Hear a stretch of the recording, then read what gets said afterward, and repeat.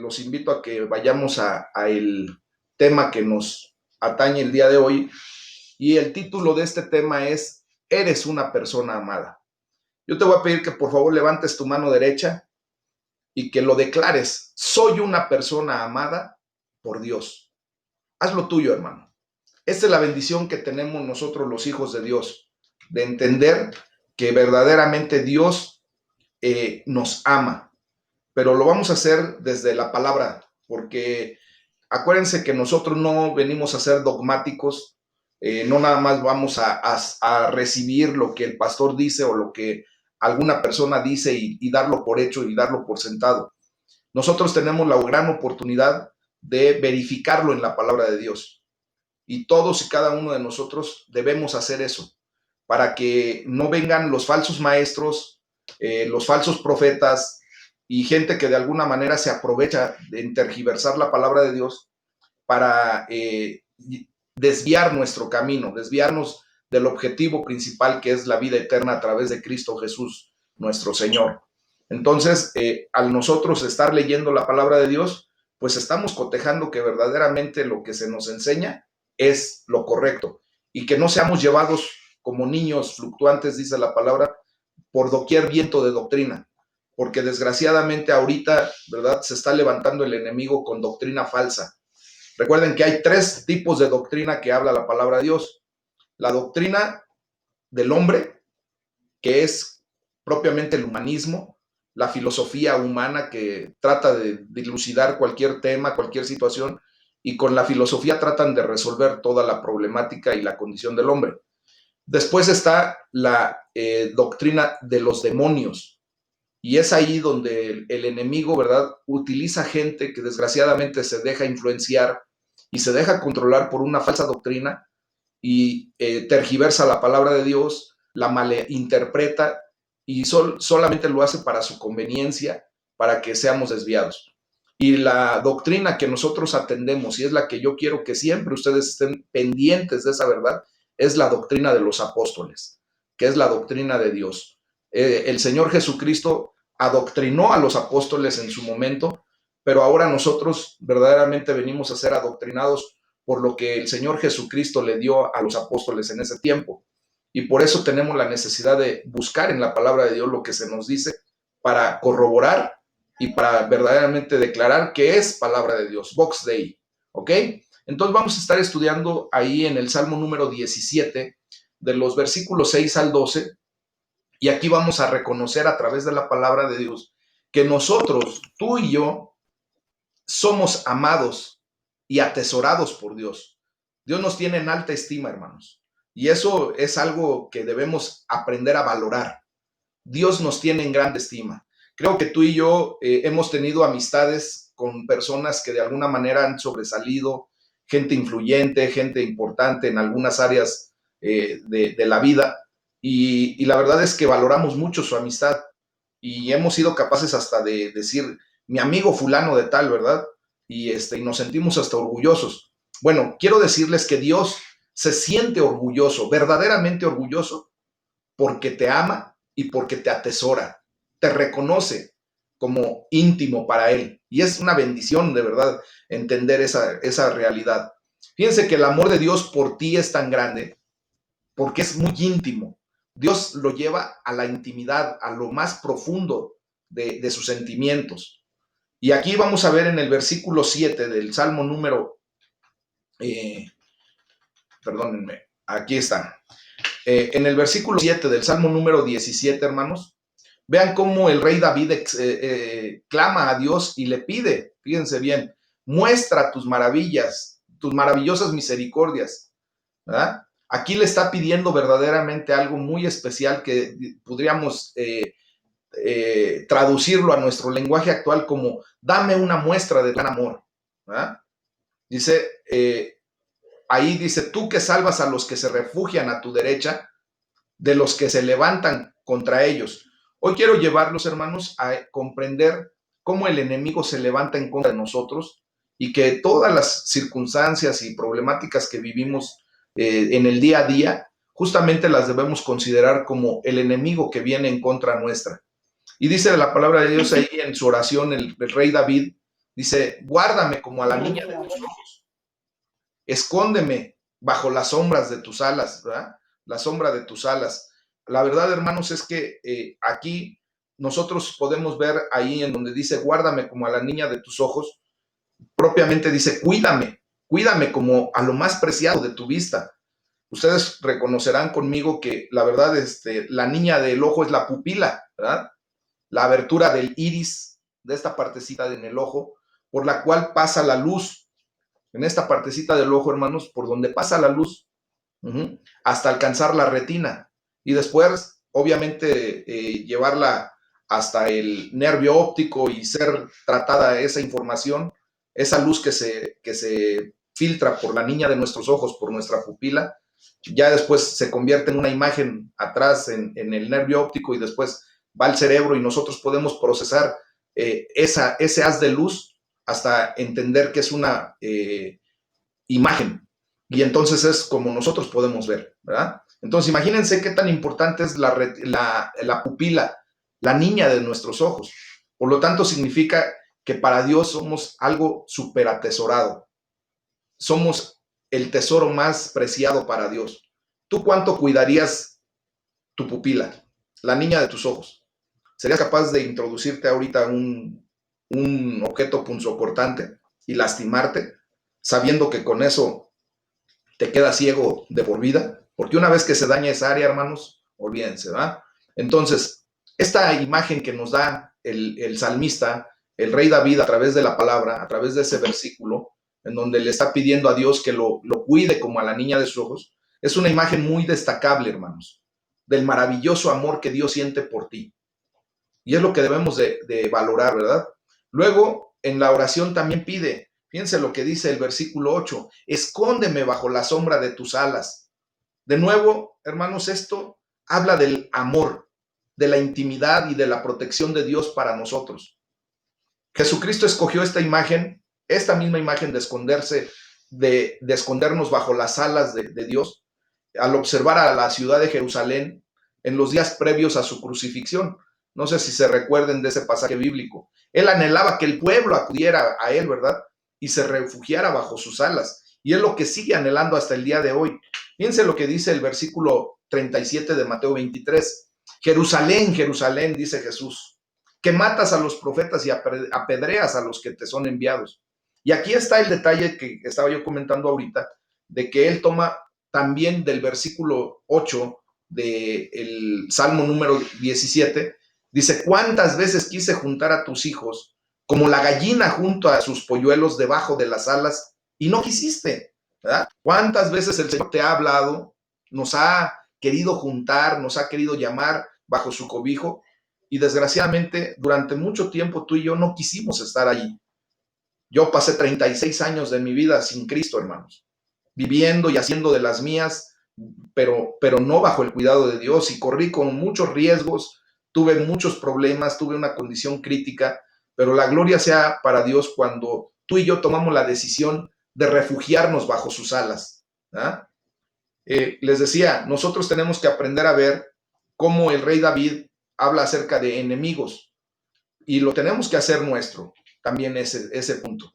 Dice, del Salmo número 17, versículo 9, dice, de la vista de los malos que me oprimen, o sea, lo está escondiendo bajo sus alas, de la vista de las personas malas que lo oprimen, de mis enemigos que buscan mi vida, dice. ¿Qué es lo que tenemos que aprender aquí, hermanos? Tú y yo tenemos que aprender a que la palabra de Dios nos muestra que a lo mejor tú y yo no tenemos enemigos físicos. Posiblemente tú eres una persona muy tranquila, y que la gente que te rodea pues también es una gente tranquila, tus vecinos, tus compañeros de trabajo, tus compañeros de estudios, la gente que de alguna manera interacciona contigo. Y a lo mejor tú dices, es que yo no tengo enemigos, no sé a lo que se refiere la palabra de Dios para mí respecto a eso. Pero quiero decirte que sí hay un enemigo común que tenemos tú y yo, y se llama Satanás. Y tenemos enemigos en común, que son las huestes de maldad, que Satanás utiliza en contra nuestra. Situaciones que él utiliza perfectamente bien, desde una enfermedad que no nos pertenece, que no debe tener parte ni suerte en nuestras vidas, un espíritu de enfermedad, un espíritu de muerte, un espíritu de asedio, un espíritu de cobardía, un espíritu de maldad. Todo eso no tiene ya que estar en nuestras vidas, pero son los enemigos que vienen en contra de nosotros y que verdaderamente actúan en contra de nosotros.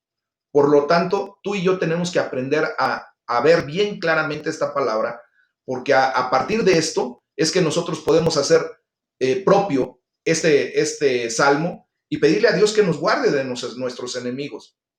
Recuerden que nuestra lucha no es contra sangre y carne, es contra principados, contra potestades, contra huestes de maldad que están en las regiones celestes y que están actuando y queriendo dañar nuestra condición de vida. Primeramente en lo espiritual, pero recuerden que de lo espiritual, después se baja a lo material, a lo físico. Por eso hay muchas enfermedades psicosomáticas o somáticas que de alguna manera primero empiezan en nuestra cabeza, en nuestra psiquis, y después vienen a traer efectos a nuestro cuerpo físico. Y es de lo que se trata esto, que nosotros aprendamos a reconocer a través de la palabra de Dios que hay enemigos que están actuando en contra nuestra. Todos los jueves estoy enviando las predicaciones al canal de YouTube de la iglesia con el objetivo de aprender acerca de la guerra espiritual. Y la entendamos o no, la creamos o no, la aceptemos o no, esa guerra espiritual, tú y yo estamos involucrados. Seamos cristianos, seamos hijos de Dios o no, toda la humanidad está involucrada en esa guerra. El detalle es que ahora a qué bando pertenecemos. Cuando tú estás sin Cristo, cuando tú estuviste sin Cristo, la palabra de Dios nos enseña que tú estabas en el reino de las tinieblas y Satanás era tu gobernante, era tu autoridad. A lo mejor tú no lo declarabas y tú ni siquiera sabías, pero es verdadero. Y el día que tú recibiste a Jesucristo y veniste a los pies de Cristo a cobijarte bajo sus alas, la palabra de Dios nos enseña que Él nos trasladó, nos sacó de ese mundo de tinieblas, de ese reino de las tinieblas, y nos trajo al mundo, al reino de la luz admirable de Dios, de Cristo Jesús. Entonces ahora tú y yo, cuando estamos en Cristo, venimos a formar parte de las filas del gran ejército de Jehová de los ejércitos, por eso así se le llama, ¿verdad? Jehová Sabaoth.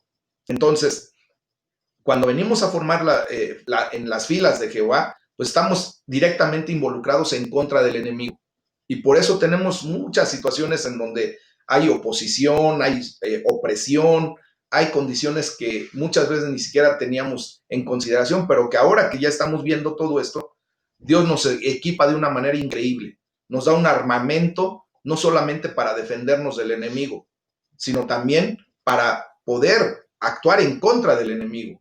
Entonces, en ese sentido, yo les invito a que vean las predicaciones de los días jueves. Vamos ya en el capítulo 15, tarda un buen rato para terminar toda la enseñanza que quiero darles y espero que por favor lo puedan buscar, lo puedan ver y se enteren de en dónde estamos inmiscuidos todos. Entonces, dice bien lo que dice en el versículo 10, dice que hay gente que tiene insensible su corazón a Dios. Dice, envueltos están con su grosura. La grosura normalmente abarca la condición del corazón. Dice, con su boca hablan arrogantemente, ¿verdad?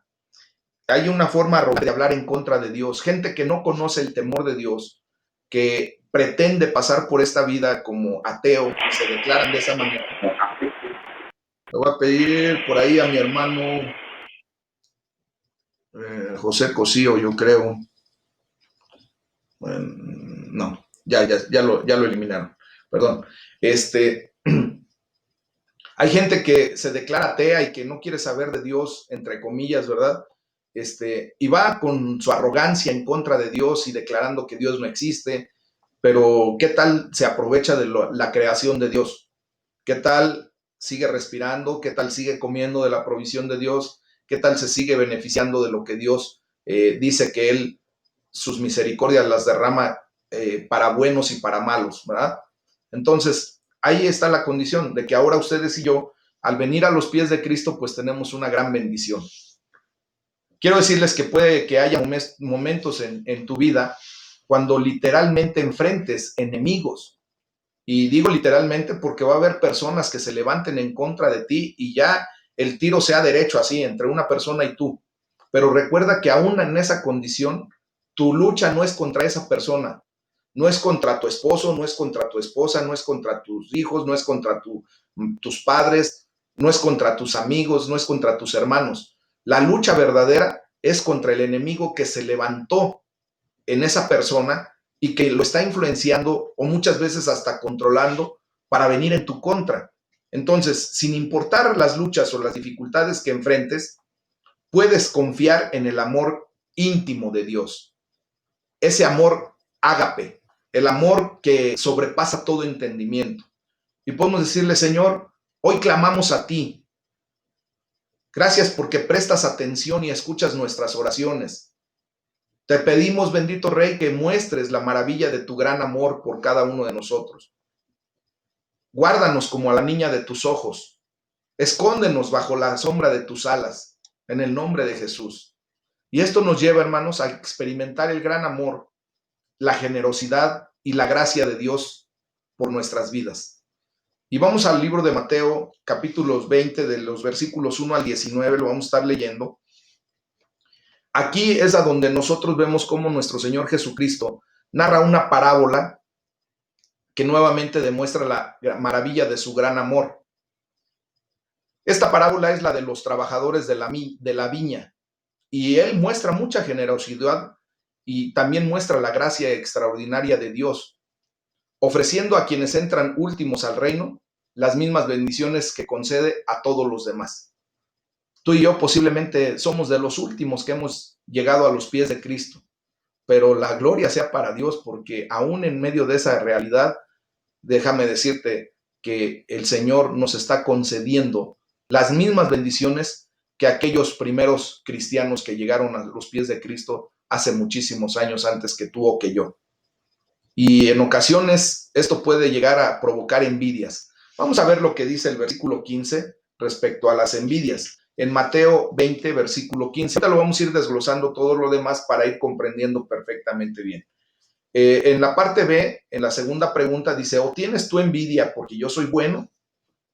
Vamos a ir desglosando esta condición porque el día de hoy verdaderamente estamos felices con nuestra situación, ¿verdad? Hasta que nos enfrentamos o nos enteramos de que otras personas hacen las cosas mejor que tú o que yo. Y muchas ocasiones nos vemos tentados a envidiar. Pero hoy quiero decirte que el amor que siente Dios por la persona que hace cosas mucho mejor que tú es el mismo amor que Dios siente por ti. Y te voy a explicar por qué.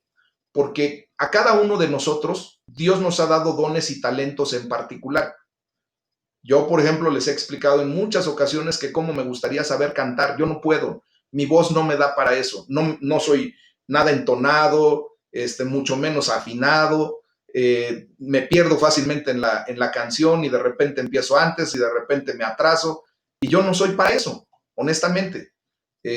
Pero yo no me puedo poner a competir con mis hermanos que cantan maravillosamente bien. Y no me tiene que dar envidia ni me tiene que dar enojo porque ellos lo hacen bien. Porque yo ya comprendí que el amor de Dios es tan fuerte y tan poderoso y tan bueno conmigo como lo es con mis hermanos que tienen ese don. Pero entiendo que yo tengo dones que Dios me ha dado, ¿verdad? Que a lo mejor uno de los hermanos que canta maravillosamente bien no tiene los mismos dones que yo. Entonces yo no tengo por qué competir, porque Dios me ha dado una identidad en Cristo. Esa identidad me permite comprender que yo valgo lo mismo que cualquiera de ustedes delante de Dios y que cualquiera de ustedes vale lo mismo que yo. Todos fuimos comprados por el mismo precio de la sangre de nuestro Señor Jesucristo, un precio altísimo. Y por lo tanto, hoy es el día en que tú y yo ya no tenemos por qué estar queriendo demostrarle nada a nadie. Tú y yo valemos por lo que Cristo nos ha hecho valer, por los méritos de Jesucristo en la cruz del Calvario y que ahora han sido imputados a nuestras vidas y que eso nos lleva a tener un valor sobrenatural, sobreespecial, ¿verdad? Para la gloria de Dios. Entonces, no sé si ustedes se recuerden, antes de venir a Cristo, cómo peleaban y disputaban porque querían siempre estar a la par de otras personas, queriendo demostrar lo que posiblemente ni era uno. Y eso nos traía frustración, a dolor, a molestia, ¿verdad? Pero hoy, en el nombre de Jesús, somos libres, hermanos. Entonces, en esta parábola, el dueño del viñedo invierte todas las prácticas comerciales habituales. pagarle a la gente lo que le corresponde. Eso es lo que hace. Dice, no lo hace para lograr una ganancia adicional para sí mismo, sino por una razón totalmente opuesta: ser justo. Quiere ser generoso y pagar más de lo exigido por la justicia. Qué bueno sería que todos los que contratan a la gente, ¿verdad?, a los patrones, les llegara esta palabra y que pagaran más de lo que la ley exige. Desgraciadamente, mucha gente avara, mucha gente que busca más el estar bien aquí en este mundo, las riquezas temporales, las riquezas materiales de este mundo, aprovechan de la condición de la gente y tratan siempre de pagarles menos, ¿verdad? No, ni siquiera lo que dice la justicia, ni siquiera lo que dice la ley, sino que siempre tratan de aprovecharse. Entonces, hermanos, aquí en esta parábola nos muestra a Dios, que es como el dueño del viñedo y propiamente es el dueño de todo esto, ¿verdad?, y sus bendiciones y el perdón, que son siempre más de lo que alguna vez podríamos llegar a merecer. Esa es la misericordia, hermanos. El pagarnos no como deberíamos de cobrar, sino que Él nos da más en su misericordia, en su amor. Y entonces ahí estamos en una situación en donde vemos esa parábola como Dios dándonos lo que ni nos merecíamos. A veces oímos testimonios de gente, ¿verdad?, personas que han tenido terribles vidas. No sé si tú puedas echar un vistazo atrás y pudiste haber vivido una vida crítica o terrible, ¿verdad? Y entonces ver lo que la gente, bueno, lo que la parábola nos dice ahí en el versículo número 9. Fíjense, dice aquí: al venir los que habían ido cerca de la hora 11, o sea, más o menos por ahí de las 5 de la tarde, recibieron cada uno un denario. Me refería a las personas que dan testimonios muy fuertes, ¿verdad?, que habían tenido una vida terrible y que llegan tarde, a lo mejor muy después que tú, a los pies de Cristo. Pero Dios también le da el mismo pago que te dio a ti cuando tú lo recibiste 2, 3, 5, 20 años atrás. Te da la salvación y le da la salvación. Y muchos de nosotros podríamos decir, pero Señor, o sea, ¿cómo es posible si este tipo hizo aberraciones que ni te imaginas? Pero la misericordia de Dios es así, hermanos. ¿Se imaginan si nosotros nos pusiéramos en la balanza y que verdaderamente Dios nos pesara por nuestras acciones? Dice la palabra de Dios que justo no hay uno solo en la faz de la tierra. Y nosotros venimos a tener justicia por el mérito de Jesucristo en la cruz del Calvario. Romanos 5:1 es muy claro: justificados pues por la fe. Ese es el ingrediente que necesitamos para ser justificados delante de Dios.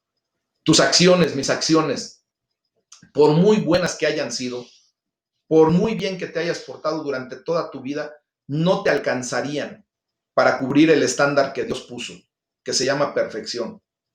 Ese mérito de perfección lo ganó Jesucristo en la cruz del Calvario y durante toda su vida terrenal.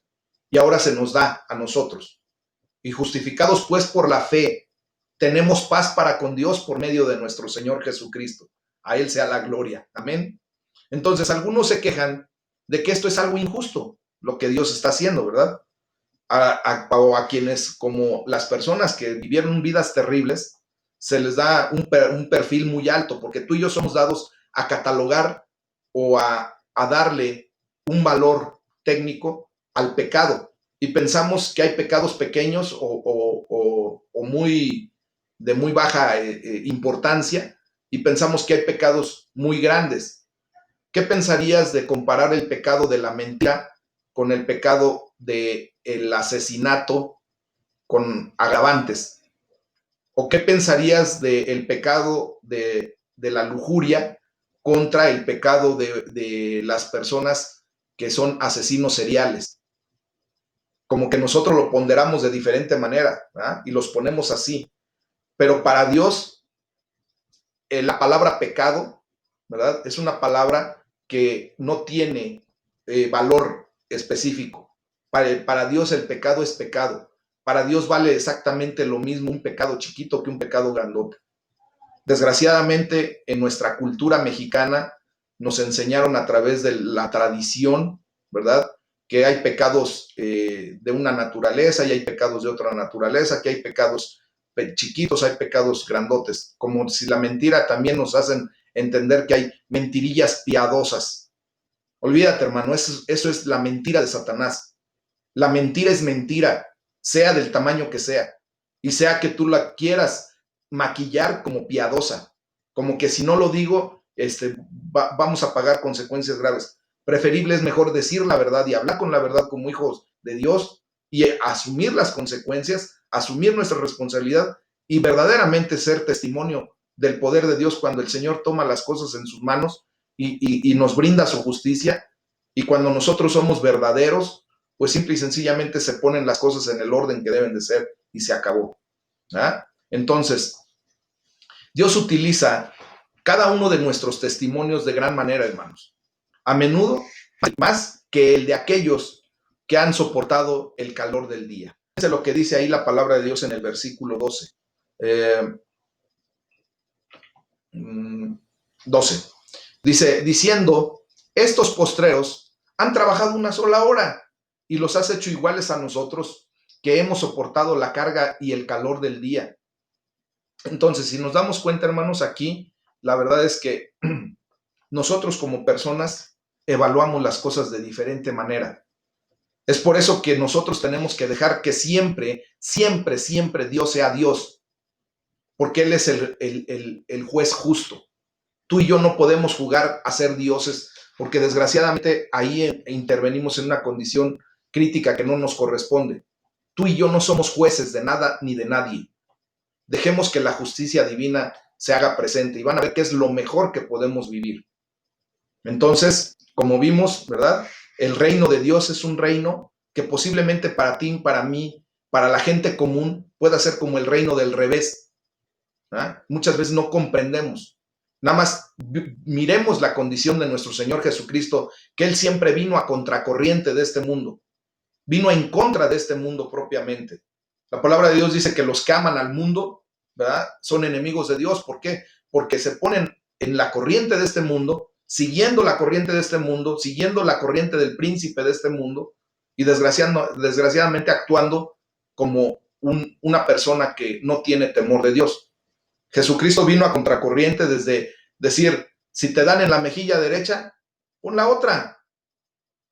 Si te piden que hagas una cosa, ayúdales con lo demás. Si te quitan el suéter, dales hasta el abrigo.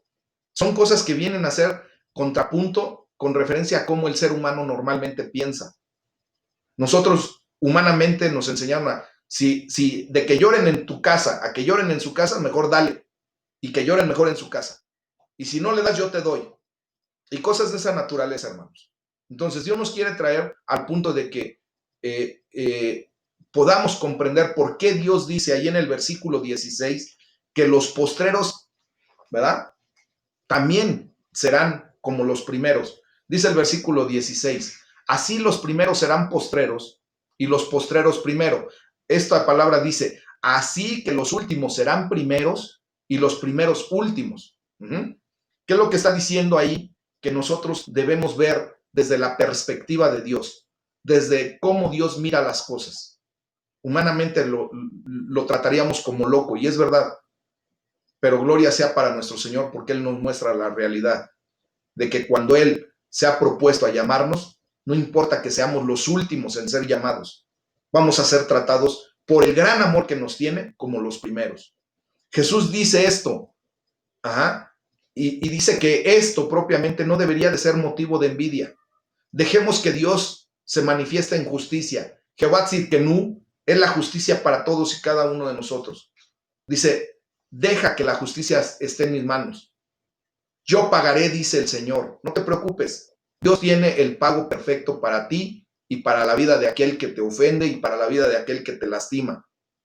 Pero en cambio, Jesucristo quiere que tú y yo sepamos que es una razón para maravillarnos de la gran generosidad de amor que Dios tiene por ti y por mí. En su gran amor, Él es generoso para todos, hermanos. Él es pura gracia. Es algo totalmente inmerecido lo que nosotros recibimos de parte de Dios. Pero es el resultado de lo que Jesucristo anticipó. Veamos lo que dice el versículo 17 al 20. Dice, subiendo Jesús a Jerusalén, tomó a sus 12 discípulos aparte en el camino y les dijo, es como si ahorita el Señor te está tomando aparte y te está diciendo esto. He aquí que subimos a Jerusalén y el Hijo del Hombre será entregado a los principales sacerdotes y a los escribas y le condenarán a muerte y le entregarán a los gentiles para que le escarnezcan, le azoten y le crucifiquen, mas al tercer día resucitará. Entonces se le acercó la madre de los hijos de Zebedeo, le vamos a dejar ahí hasta el 19 ahorita. Entonces, Jesucristo anticipó algo muy particular. Anticipó que iba a ser lastimado, vituperado, ¿verdad? Azotado, iba a ser muerto, pero iba a resucitar.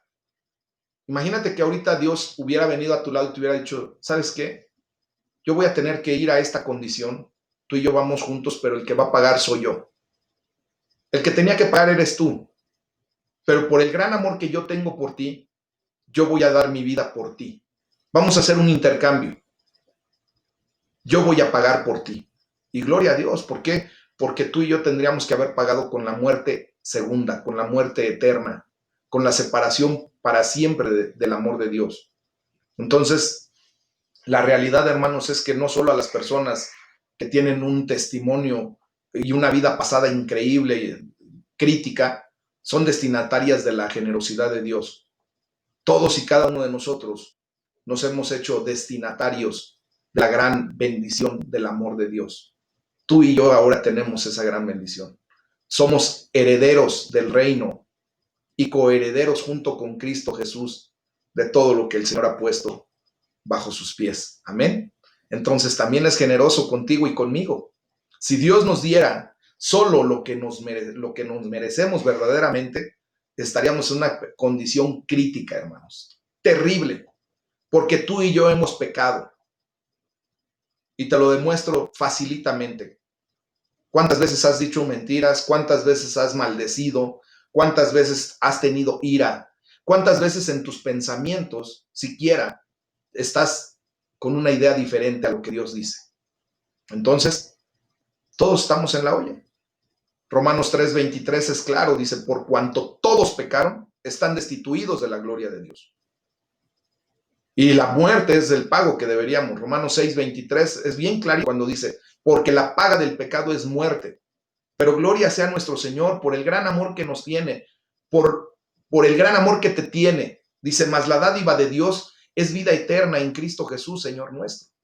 Nos da la vida eterna cuando no la merecíamos. Tú y yo teníamos que pagar el precio. Jesucristo lo pagó. Jesucristo canceló nuestra deuda en la cruz del Calvario.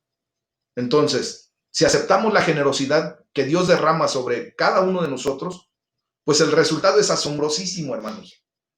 Es tan asombroso como las grandes maravillas que tú y yo queremos ver de parte de Dios. ¿Cuántos de nosotros quisiéramos ver que a un cojo le saliera su pierna completa o su pie? ¿Cuántos quisiéramos ver que a un ciego, un tuerto, le saliera nuevamente el ojo? Todos quisiéramos ver esas grandes maravillas. Pero déjame decirte que la maravilla más grande que tú mismo ya experimentaste se llama el nuevo nacimiento, la resurrección de entre los muertos. Dios te trajo de la muerte espiritual en la que vivías a la vida en Cristo Jesús. Y eso es algo maravilloso. El resultado de su amor es asombroso, hermanos. Por medio de su muerte y resurrección, como lo acabamos de leer ahí en el versículo 18 y 19, Jesús hace posible que tú y yo seamos perdonados, seamos limpios de nuestro pecado, de nuestra maldad. Y ahora podemos disfrutar de su gran amor por toda la eternidad, no solamente un tiempo, sino por toda la eternidad, hermanos. Y aquí es a donde tú y yo podemos decirle gracias, Señor. Gracias por tu extraordinaria generosidad hacia nosotros, hacia mí. Haz lo tuyo en este momento. Que nunca tenga envidia de aquellos que parecen ser bendecidos más que yo, incluso más que yo. Que no haya envidia en mi corazón, porque ahora yo entiendo que me amas tanto como a cualquier más. Gracias porque puedo saber que soy amado desde este momento hasta la eternidad, eternamente y para siempre. A Él sea la gloria, hermanos. A Él sea la gloria porque verdaderamente es el único que se la merece en todo momento. Amén.